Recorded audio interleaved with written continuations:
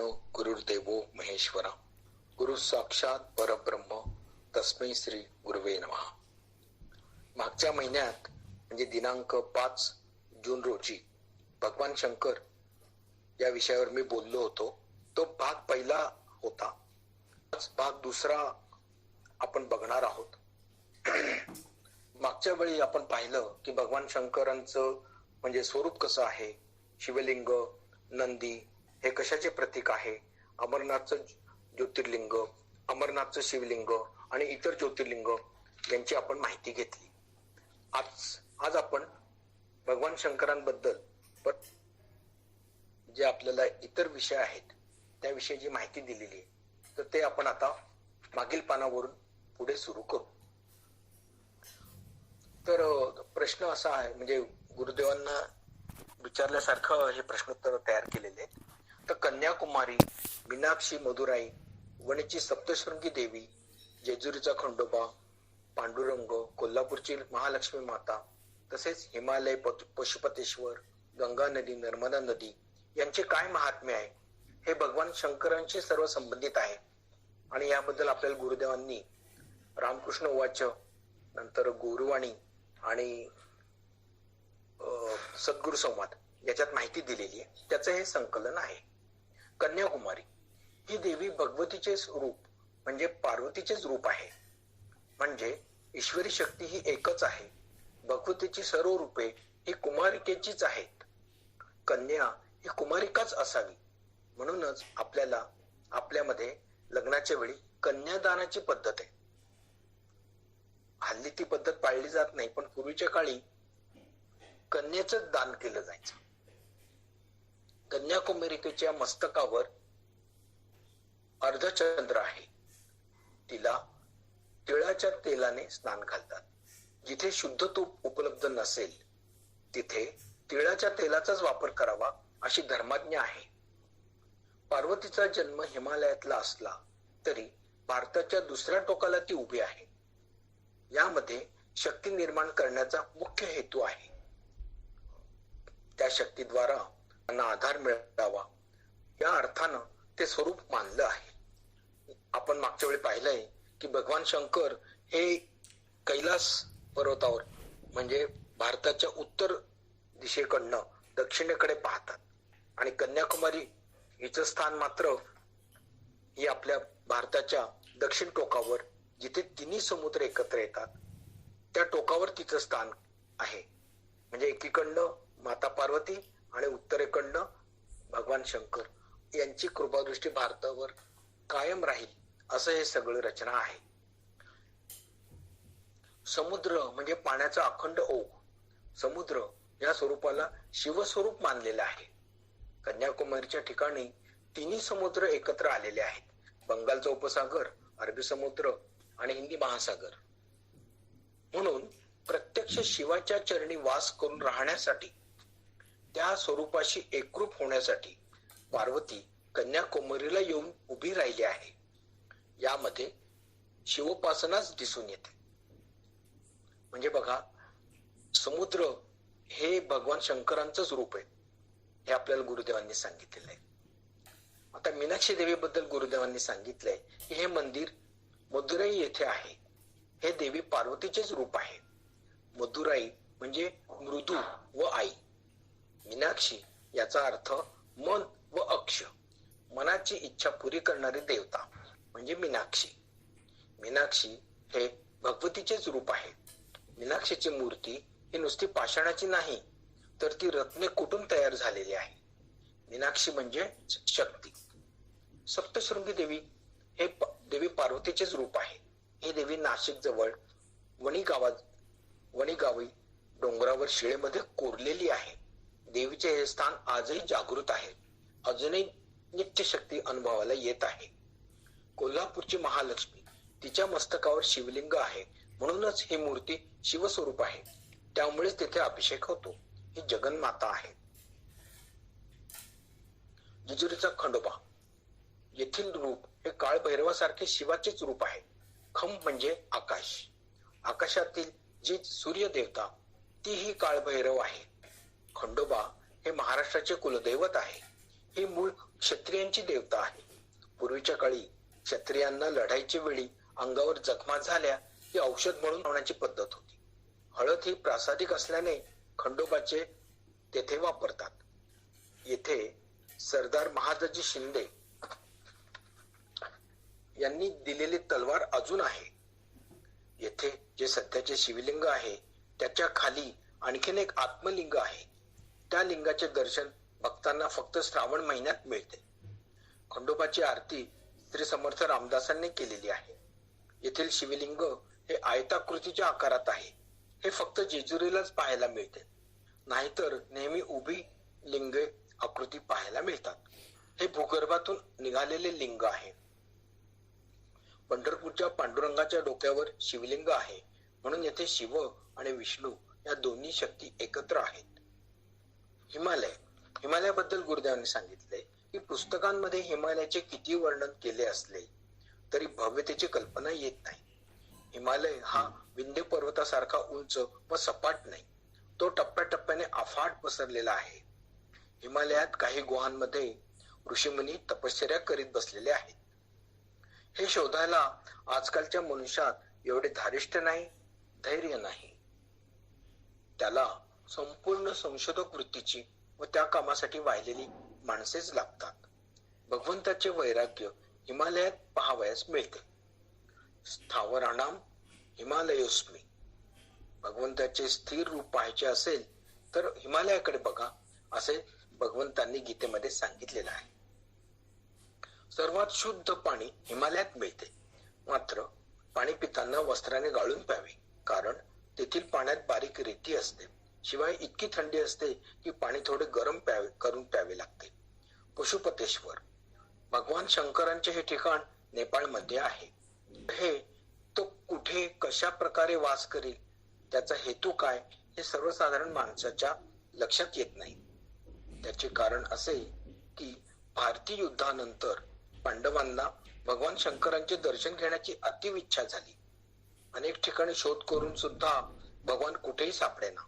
तेव्हा त्यांनी श्रीकृष्णाला विचारले की देवा, भगवान श्री शंकर कुठे आहेत? तेव्हा ते म्हणाले की हिमालयात. त्या ठिकाणी गेल्यावर त्यांना ते हिमालयात आहेत असे दिसले, पण त्यावेळेला ते म्हशीचे रूप धारण करून बसले होते. म्हशीचे रूप धारण केल्यावरही पांडवांनी त्यांना ओळखले व त्या ठिकाणीच देव गुप्त झाले.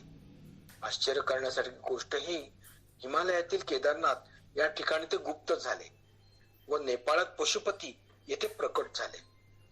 केदारनाथ पासून पशुपती पर्यंत केवढे प्रचंड रूप धारण केले.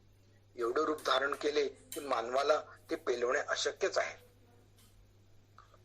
गंगा नदी बद्दल गुरुदेवांनी काय माहिती दिली ते सांगतो.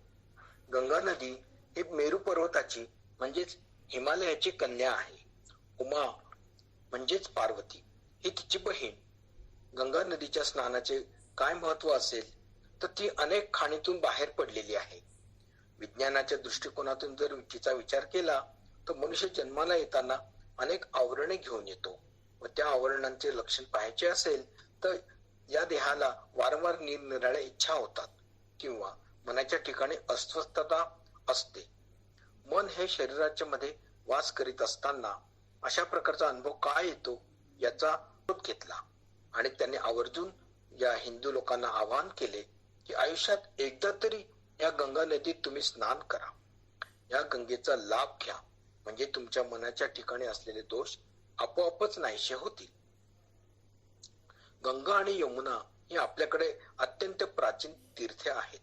या तीर्थांचा प्रभाव असा आहे की रोज जरी संध्येच्या पळीभर या तीर्थाचे पाणी प्यायलात तरी तुमच्या मनाच्या ठिकाणी असलेले दोष आपोआपच नाहीसे होतात. हे सगळे करीत असताना याला मोठ्या भक्तिभावाची जरुरी असते.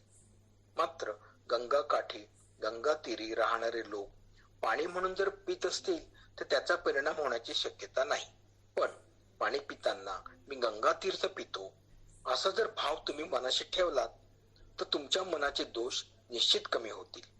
आपल्याला रोज गंगा स्नान घडण्याची शक्यता नाही, गंगा तीर्थ मिळण्याची शक्यता नाही, तरी प्रत्येक भक्ताने गंगेचे स्मरण करायला हरकत नाही. एवढा प्रभाव आहे त्या पाण्याचा. दररोजचे स्नान करण्याआधी गंगे, यमुने अशी नावे घेण्याचे हेच कारण आहे. गुरुदेवांनी सांगितलेलं आहे की आपण उच्चार जरी केला या नद्यांचा तर ते नाव इतके पवित्र आहेत की समोरच्या पाण्यावर परिणाम होतो. आणि हा परिणाम म्हणजे कसा होतो की त्याचं पावित्र्य वाढतं. त्याचा रंग बदलतो वगैरे असं नाही, परंतु त्याचं पावित्र्य मात्र वाढतं. गंगेपुढे मन शांत होतं. गंगा हे परमेश्वराचे चिन्ह आहे. गंगा स्नानाने पापक्षालन होते, परंतु त्यासाठी आपला भाव चांगला असावा लागतो. या गंगा स्नानाचे दुसरे महत्व असे की आपल्या पाठीमागे कायम ग्रहपीडा असते. कोणाला शनीची पीडा आहे, कोणाला मंगळाची पीडा आहे वगैरे. या पीडांचा परिहार या पाण्याने होतो. जिथे पाणी वाहत नाही तेथे ते साचून राहते व ते डबके निर्माण होते. तेथे डास, कीटक निर्माण होणे ही नैसर्गिक प्रक्रियाच आहे, परंतु गंगा नदीचे पाणी त्याला अपवाद आहे. कारण गंगेच्या पाण्यात ऑक्सिजनचे प्रमाण जास्त आहे, म्हणजेच जिवंतपणा आहे. गंगेचे पाणी जिवंत मानलेले आहे, कारण 12ही महिने तरी ते कधीच नासत नाही. म्हणूनच आम्ही गंगेचे पाणी भरून ठेवायला सांगतो व गंगेला पवित्र मानतो. यमुना नदी ही सूर्यदेवाची कन्या आहे व यमदेवाची बहीण आहे. अशी आख्यायिका आहे की यमुना नदी स्नान केलेल्या माणसास मृत्यूचे भय नसते. यमुना नदी स्नान करणे हे गंगा स्नानाहून शतपट शुद्ध व पवित्र मानलेले आहे, कारण साक्षात भगवान श्रीकृष्णांनी तिच्या स्नान केले आहे व तिच्या काठी रासलीला केली आहे. नर्मदा नदीचं महत्व गुरुदेवांनी सांगितले. रेवाखंड या ग्रंथात नर्मदा नदीची संपूर्ण महती वर्णन केलेली आहे. ब्रह्मलोकात भगवान शंकरांच्या तांडव नृत्यामुळे निर्माण झालेल्या घामामुळे ही नदी तेथे उत्पन्न झाली. नंतर सर्व देवांनी या नदीस पृथ्वीलोकावर पाठवण्याची विनंती केली. त्यानुसार भगवान शंकरांनी विंध्य पर्वतावर अमरकंटक येथे तिला पाठविले, कारण तिचा प्रचंड आवेग फक्त हाच पर्वत सहन करू शकेल. भगवान शंकरांनी नर्मदेला खालील प्रमाणे अनेक वर दिलेले आहेत. 1. पृथ्वीवर तिला अमरत्व मिळालेले आहे. 2. जो जीव, प्राणी, मानव तिच्यात स्नान करेल तो पापमुक्त होईल. 3. जशी उत्तरेत गंगेची महती आहे तशी दक्षिणेत नर्मदेची असेल. सर्व तीर्थात स्नान करण्याचे फळ नर्मदेत केवळ एक स्नान केल्यामुळे मिळेल. नर्मदेच्या केवळ दर्शनाने मुक्ती प्राप्त होईल. 6. स्वतः शंकर यांनी देवी पार्वतीसह नर्मदेत निवास केलेला आहे. ओंकारेश्वरला नर्मदेचा प्रवाह ओंकार या आकारात विभागलेला आहे आणि तेथे ज्योतिर्लिंग पण आहे. भारतवर्षात एक नर्मदा नदीचीच परिक्रमा म्हणजे प्रदक्षिणा करण्यास शास्त्राने सांगितलेले आहे. आता पुढचा विषय जो आहे तो आता चातुर्मास या 10-15 दिवसात लागणार आहे. आषाढ शुद्ध एकादशी. तर मी चातुर्मास आणि श्रावण महिना यांचं महत्व सांगतो. गुरुदेवांनी सांगितलंय, चातुर्मास मानायची अनादी कालापासूनची आपली परंपरा आहे. हिंदू धर्मात चातुर्मासाला जास्त महत्व दिलेले आहे. विशिष्ट कालासाठी विशिष्ट उपासना असा त्याचा अर्थ होतो. या चातुर्मासामध्ये 2 प्रकार आहेत. एक संन्याशाचा व दुसरा भागवत संप्रदायींचा किंवा गृहस्थाश्रमींचा. संन्यासांचा कालखंड हा 2 महिन्यांचा असतो. याचा प्रारंभ आषाढ पौर्णिमेला होतो व समाप्ती भाद्रपद पौर्णिमेला होते. गृहस्थाश्रमींचा चातुर्मास हा 4 मासांचा असतो. याचा प्रारंभ आषाढ शुद्ध एकादशीला होतो व समाप्ती कार्तिक शुद्ध द्वादशीला होते. या काळात भगवान विष्णू हे स्वगृहीच 4 महिने शयन करतात असे मानले जाते. या काळात केलेली उपासना, केलेली व्रते हमखास फलद्रूप होतात. म्हणून या काळात उपासना, व्रत वैकल्ये विशेष करतात. भगवान स्वगृही असतात अशी कल्पना केल्यावर यापूर्वी होऊन गेलेले ऋषी मुनी, त्रिकालज्ञानी, द्रष्टे पुरुष यांनी संशोधन करून या पद्धती कायम केल्या. या गोष्टी अप्रतिम व उच्च कोटीच्या आहेत. भारतावर आलेली संकटे याच कालावधीत आलेली आहेत. याच चातुर्मासात श्रावण हा एक महिना आहे. श्रावण मासामध्ये व्रतवैकल्ये व जेवढी शिवाची उपासना करता येईल तेवढी करावी. शिवोपासना ही गुरु उपासनाच आहे. या उपासनेचा परिणाम आपल्या मनावर अशा प्रकारचा होतो की आपल्या ठिकाणी असलेली कुबुद्धी नाहीशी होते. अविचार असतील तर ते नाहीशी होतात आणि आपल्याला एक प्रकारचा संकटांचा बोध होतो. श्रावण महिन्यात शिवोपासना करावी असे का बरे सांगितले असेल? कारण हे की शिवोपासना ही आरंभापासून आहे. पृथ्वीला जेव्हा आरंभ झाला तेव्हापासून शिवोपासना चालू आहे.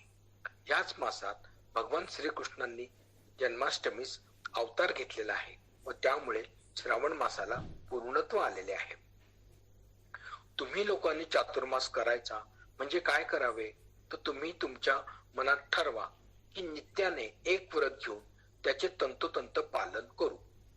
हे घरगुती व्यवहारात असावे.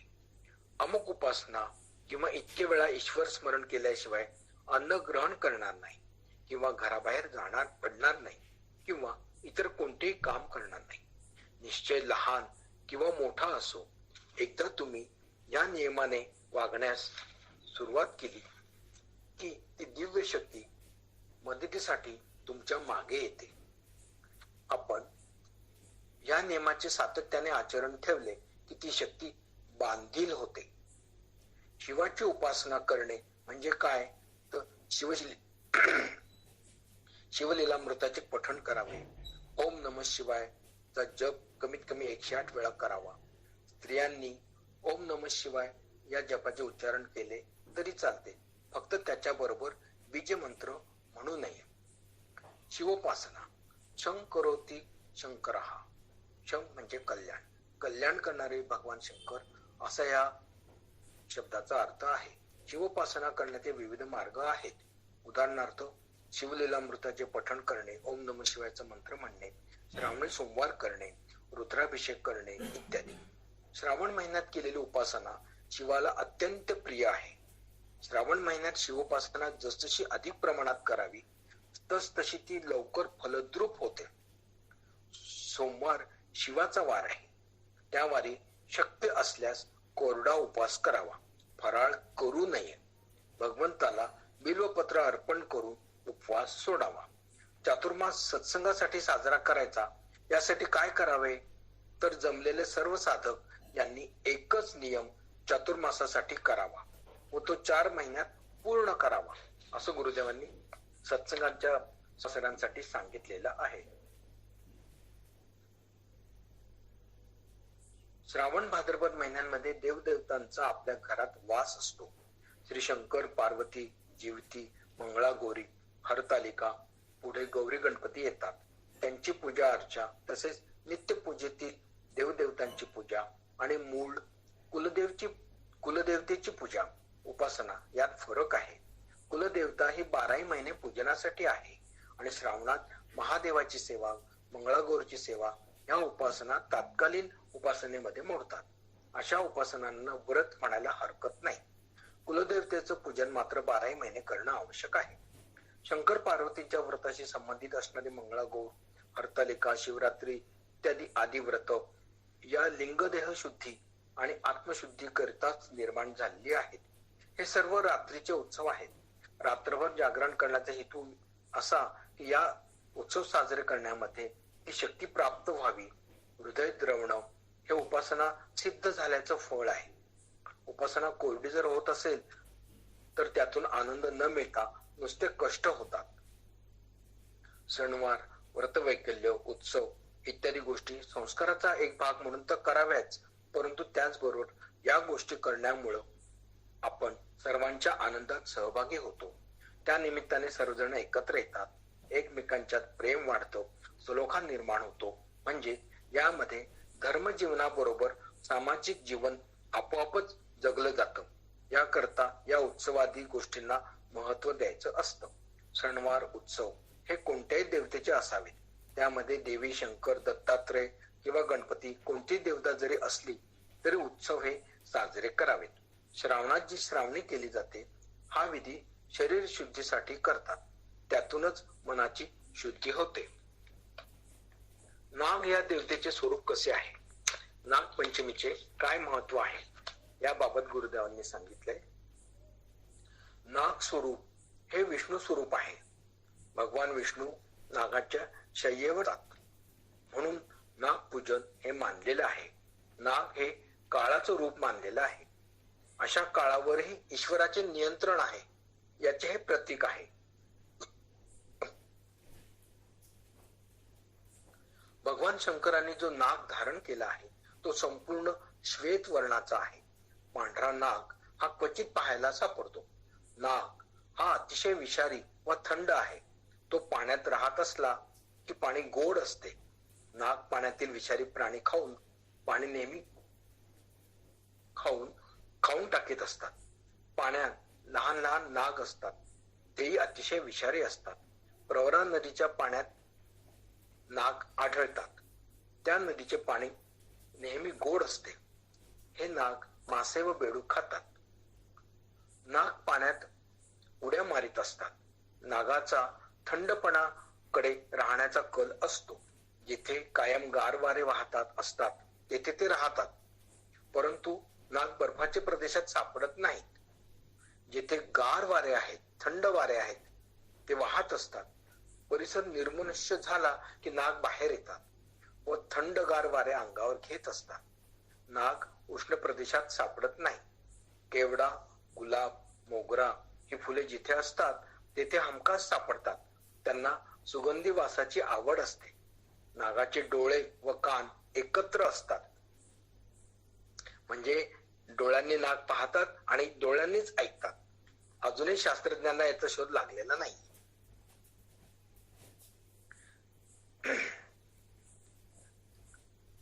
डोळ्याने कानाची क्रिया होत असते. स्वतंत्र कान नसतात. ही अतिशय चपळ जात आहे. त्यांचे शरीर अगदी मऊ असते, म्हणून धरले जात नाही.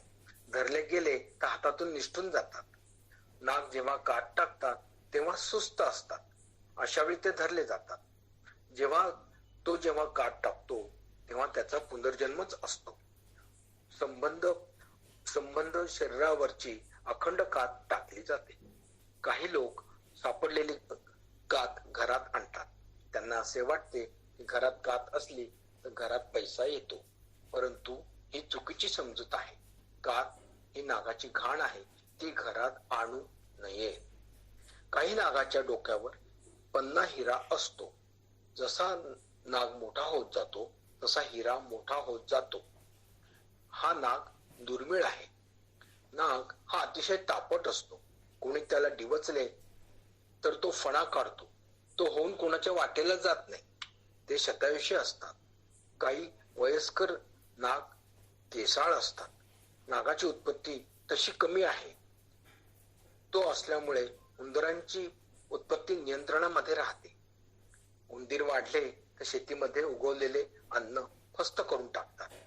उंदीर व अन्य असे प्राणी यांची संख्या नियंत्रणात राहण्यासाठी नागाची आवश्यकता आहे. नाग हा देवस्वरूप असल्यामुळे त्याला होऊन मारू नये.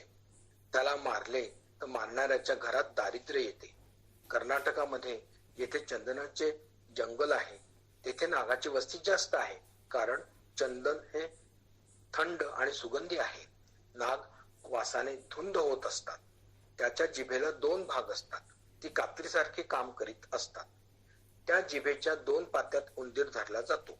नाग हा दृष्टादृष्ट झाल्यानंतर दंश करतो किंवा भक्ष्यास मारतो. तो मागाहून कोणालाही दंश करत नाही. प्रथम तो डोळ्याशी डोळा, नजरेला नजर मिळवतो, संमोहित करतो. हा वाऱ्यावर जगणारा प्राणी आहे. त्याला महिनाभर अन्न नाही मिळाले तरी चालते. त्याला विशेष अन्न लागत नाही. त्याला पोटाचा भाग नाही. त्याचे शरीर लांब असते. त्याचे वाऱ्यावर पोषण होत असते. उंदीर, बेडूक इतर प्राणी मिळाले तर तो गिळत असतो. ही जात कुठेही मुक्काम करून राहत नाही, सारखे हिंडत असतात. ही जात थंड जागा पाहून मुक्काम करीत असतात. उन्हाळ्याच्या दिवसात बिळाच्या बाहेर पडतात व थंड जागी मुक्काम करतात. मनुष्याची चाहूल लागली तर पळतात. त्याच्या वाटेला गेलो तर दंश करतात. नागाच्या दृष्टीने भक्ष्याला भुरळ पडते.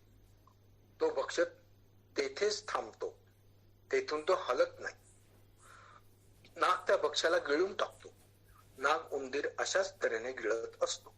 मनुष्याची सुद्धा नागाची दृष्टादृष्ट झाली तर मनुष्य सुद्धा जागेवर थांबतो. तो हलू शकत नाही. नाग त्याला चावल्याचे कळत सुद्धा नाही. नंतर मग दृष्टीस पडलेल्या खुणांवरून किंवा जे परिणाम होऊ लागतो त्यावरून कळतं की नाग चावला आहे. नाग हा फार सफाईने चावतो. हाडाला धक्का लागू देत नाही.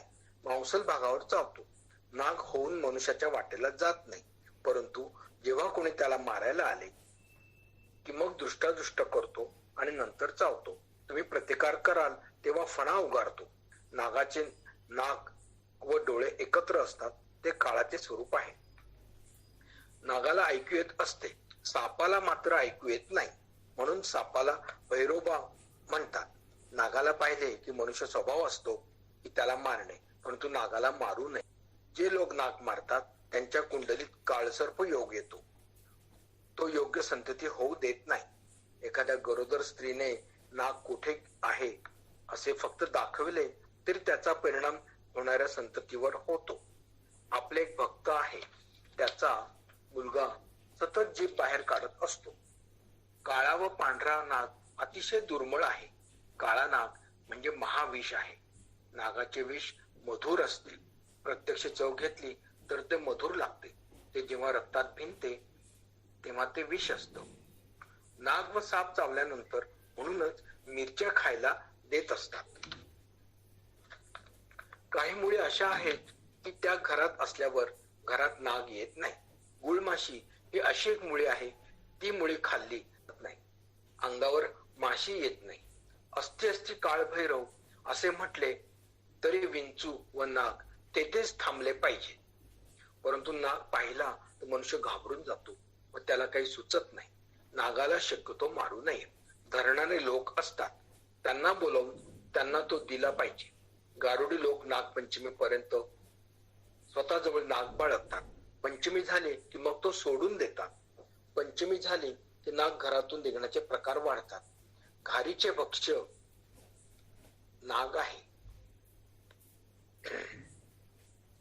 मोठ्या सफाईने घार नागाला आपल्या पंजात धरते. त्या पंजात फार ताकद असते. नाग हा त्याला वार्धक्य येत नाही. त्याने काट टाकली की तो ताजा तवाना होतो. त्याचे आयुष्य वाढत जाते. त्याला नैसर्गिक मरण लवकर येत नाही. तो इतरांकडून मारला गेला तर लवकर मरतो. तो काट टाकीत असताना त्याला वेदना होत असतात. अशा काळात तो लोकांकडून धरले जाण्याची शक्यता असते. अन्यथा नाग हा चपळ प्राणी आहे. त्याचे शरीर चकचकीत असते. त्याचे डोळे लाल असतात. वासुकी नाग हा सर्वश्रेष्ठ नाग आहे. तो रंग बदलत असतो. तो लवकर हाती लागत नाही. याची उत्पत्ती अतिशय अल्प असते. वासुकी सप्तरंगी असतो. त्याला जन्मतः रंग बदलण्याचे गुण असतात. ज्यांच्या हातून नागाची हत्या केली जाते त्यांना त्या मारलेल्या नागाचे इतर वंशज शत्रुरूपाने त्रास देत राहतातच, परंतु ठार मारलेला नागही त्याला त्रास देतो. आणि गुरुदेवांनी सांगितले की त्या व्यक्तीच्या शरीराच्या वासावरनं नाग त्याचा माग काढतात. नाग हे शिवाचे उपरूप आहे. पुष्कळ लोकांचे नाग हे कुलदैवतही आहे. हे लोक अत्यंत मनोभावे रोज नागाच्या प्रतिमेची पूजा अर्चा करतात. नैवेद्य दाखवितात. नागाला बोलण्यास कंठ नाही म्हणून तो बोलणार नाही. जेव्हा त्याला भक्ताशी बोलायचे असेल तेव्हा ते संकेतद्वारे बोलते. हे संकेत उच्च प्रकारचे असतात. जर त्यांना मारू नये असे बोलायचे किंवा कळवायचे असेल तर नाग फुत्कार न करता फणा उघडतील व बंद करतील. याचा अर्थ त्यांना जिवंत ठेवावे, त्यांना मारू नये असा होतो. जसे बलराम उपअवतार आहे तसे नाग देखील उपअवतार आहे. नागांना बलराम रूपानेही उपअवतार मानतात. नाग हे भगवंताचे पूर्ण अवतार नाही. भगवान श्रीकृष्ण हा पूर्ण अवतार आहे तर बलराम हा उपअवतार आहे. देव येताना कधी एकटे येत नाही. ते येताना उपअवतार सोबत घेऊन येतात. जसे मानव येताना त्याची सावली सोबत असते तसे या गोष्टी लक्षात घ्यायला पाहिजे. आता नागपूजेचं महत्व. नागाला भगवंताचा अवतार मानले आहे. भगवान शंकरांबरोबर नेहमी नाग असतात. भगवंताने त्याला स्वतःच्या अंगावर धारण केले आहे एवढे त्याचे महत्व आहे. श्रावण शुद्ध पंचमीला नागपंचमी म्हणतात. त्या दिवशी जिवंत नागाचे दर्शन झाल्यास पुण्य समजले जाते.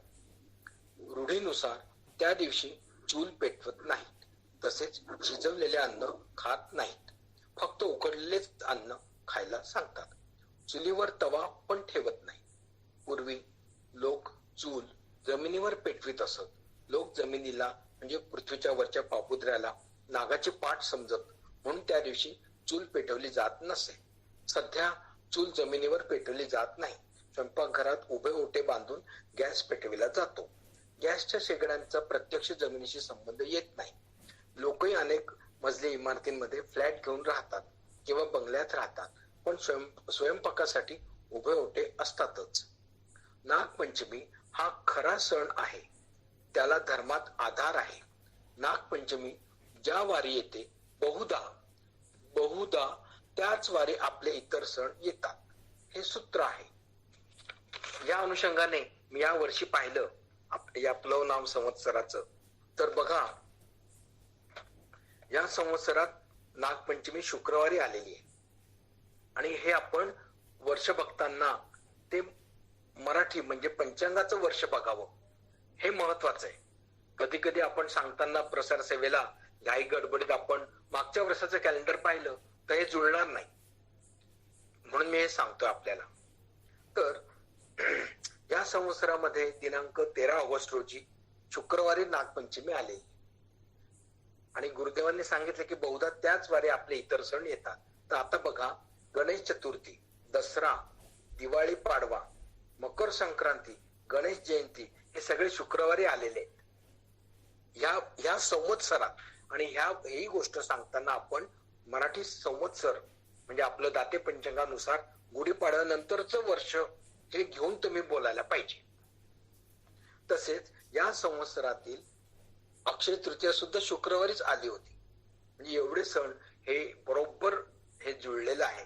या वर्षी हे अगदी जुळलेलं आहे. नाग हे जवळजवळ सर्वांचे दैवत आहे. त्याला भूमिपुत्रही म्हणतात. आमच्या पूजेत देखील नागाची मूर्ती आहे, म्हणजे गुरुदेवांनी सांगितलेले. आपल्या नगरच्या दत्त देवस्थानात नागाची मूर्ती आहे. एकदा त्या मूर्तीत काही दोष निर्माण झाला, त्यामुळे ती बाजूला काढून ठेवावी लागली. साहजिकच नागाची पूजा बंद झाली. दुसऱ्या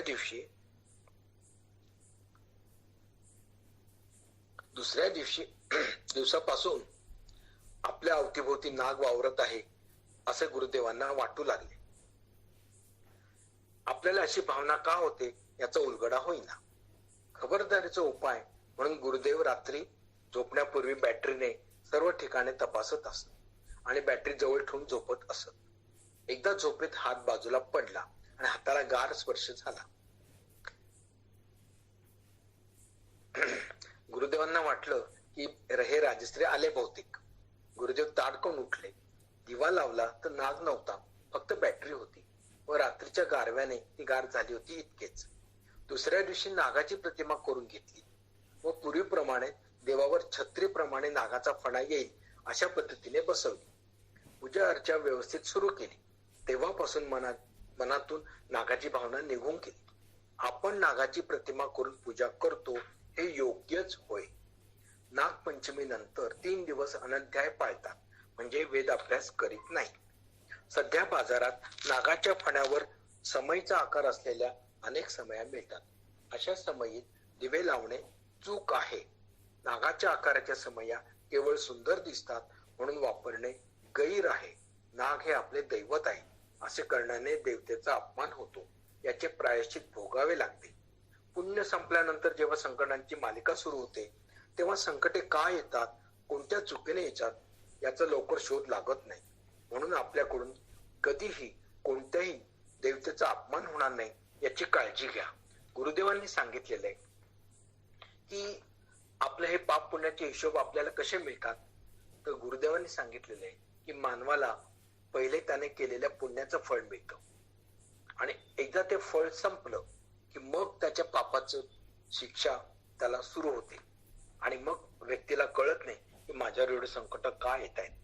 म्हणजे त्याचं बँकेतलं डिपॉझिट संपलं, हे माझं वाक्य आहे बरं. म्हणजे त्याचं बँकेतलं डिपॉझिट संपलं की मग हे असे त्रास सुरू होतात. आता पुढचं, जर घरात नाग निघत असती तर नक्की समजावे की आपल्या हातून कोणता तरी घोर अपराध घडला आहे. अशा वेळी नागाची प्रतिमा करून त्याची पूजा अर्चा करावी. त्यावर दुधाचा अभिषेक करावा, म्हणजे नाग निघण्याचे थांबते. किती आपल्याला गुरुदेवाने सोपा उपाय सांगितलेला आहे. नागाकडे पाहिल्या की माणसाला भीतीच वाटते. नाही म्हटले तरी ते काळाचेच रूप आहे. जो वैरी आहे त्याच्याशी नाग वैर धरतो. जो वैरी नाही त्याला नाग काही करत नाही. महारोग्याला नाग चावत नाही. मडक्यात नाग ठेवला व मडक्याला आत हात घालायला सांगितला तर नाग स्वतःच्या अंगाला हात लावू देईल, पण त्याला चावणार नाही. महारोग्याच्या शरीराला विशिष्ट वास येतो. तो नागाला ताबडतोब समजतो. तुम्ही नागाच्या बाबतीत जागरूक राहा. आपल्या हाताने गंभीर अपराध होणार नाही याची काळजी घ्या. आज हे फक्त 2-3च प्रश्नांचे उत्तर वाचले गेले. आणखी म्हणजे याच्यात जवळजवळ 18 प्रश्न आहेत. तर जेव्हा अध्यक्ष परवानगी देतील तेव्हा पुढचं आपण वाचन करू. आज जरा 5-10 मिनिटं जास्त घेतले, कारण की एकदा विषय हाती घेतला की तो अर्धवट टाकणं बरोबर नाही. तर हे माझं म्हणजे जे आपलं नेहमीचं अभ्यास गटातलं भाषण आहे हे संपलंय. परत अध्यक्षांचीच परवानगी घेऊन मी परवानगी घेण्यात वेळ न घालवत 2-3 छोटे अनुभव सांगतो. हे सांगणं आवश्यक आहे असं माझं मन मला सांगतंय. जेव्हा मी मागच्या महिन्यात भगवान शंकर यांच्या पहिल्या भागावर बोललो आणि त्यामध्ये आपण काय काय पाहिलं तर ज्योतिर्लिंग, अमरनाथ येथील लिंग, शिवलिंग इत्यादीची माहिती घेतली. आणि मी दुसऱ्या दिवशी सकाळी श्रीपाद श्री वल्लभ यांच्या चरित्राचा मराठी अनुवादाचं वाचन करायला पान उघडलं. त्या पानावर शिवलिंगांबद्दल, ज्योतिर्लिंगाबद्दल, अमरनाथ येथील बर्फाचे लिंग याबद्दल जवळजवळ तीच माहिती मला वाचायला मिळाली.